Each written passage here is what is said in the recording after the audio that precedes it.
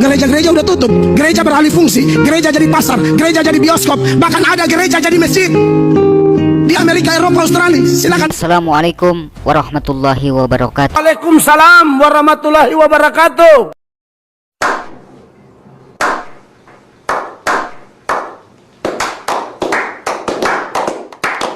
Malam hari ini saudara-saudariku, saya angkat videonya Pendeta Mel Ato yang bikin heboh, bikin gempar ya.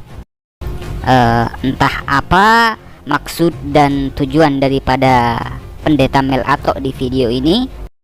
Baik, tanpa harus berlama-lama, kita simak videonya.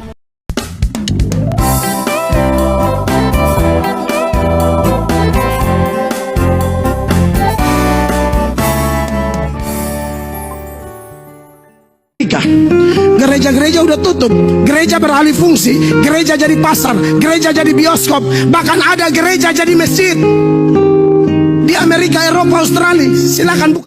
Di video ini Pendeta Mel Ato mengakui bahwa gereja-gereja ada yang menjadi pasar, ada yang menjadi bioskop, dan juga ada yang menjadi masjid ya. Kalau masalah gereja menjadi masjid itu nggak perlu ke luar negeri. Kalau di luar negeri kan sudah banyak ya, entah itu di Jerman, baik itu di Belanda, Inggris, Prancis, Rusia, Amerika, Australia, sudah banyak gereja yang menjadi masjid.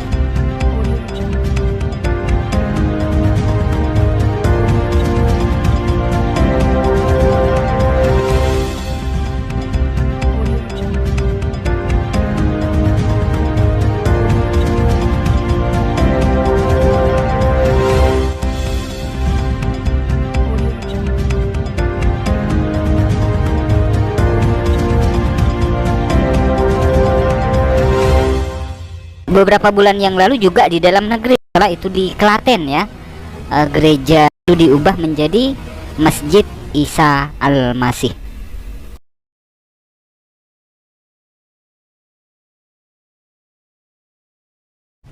Pokoknya satu daerah survei membuktikan, ini survei membuktikan, di mana ada kantong Kristen, di sana pun kebejatan moral gila-gilaan.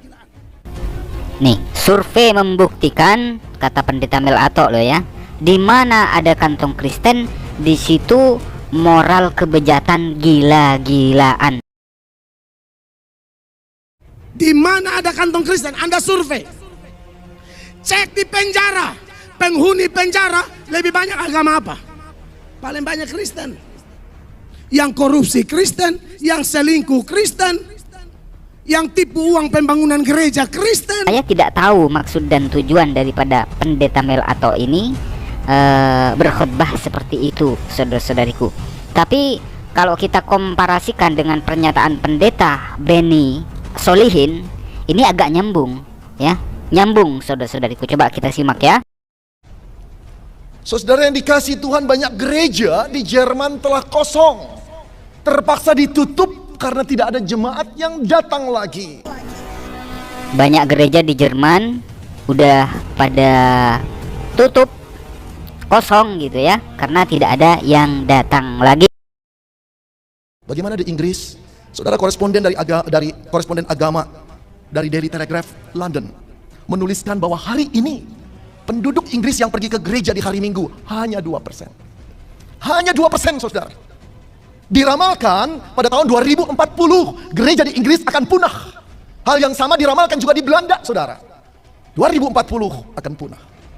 Saudara, bagaimana di Prancis, negara kelahiran John Calvin?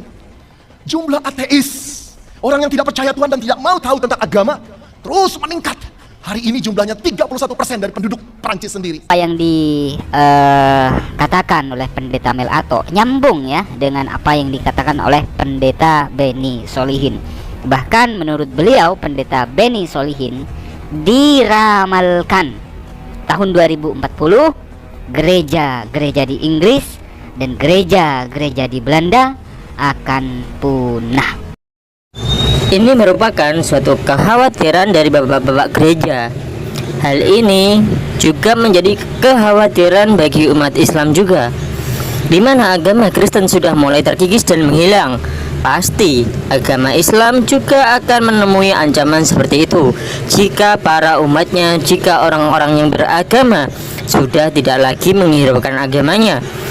Yang halal dibuat halal, yang haram pun dibuat halal, dan yang diperintahkan itu tidak dilakukan, tetapi yang dilarang malah dikerjakan. Nah, itu yang akan membuat agama menjadi tidak terhiraukan.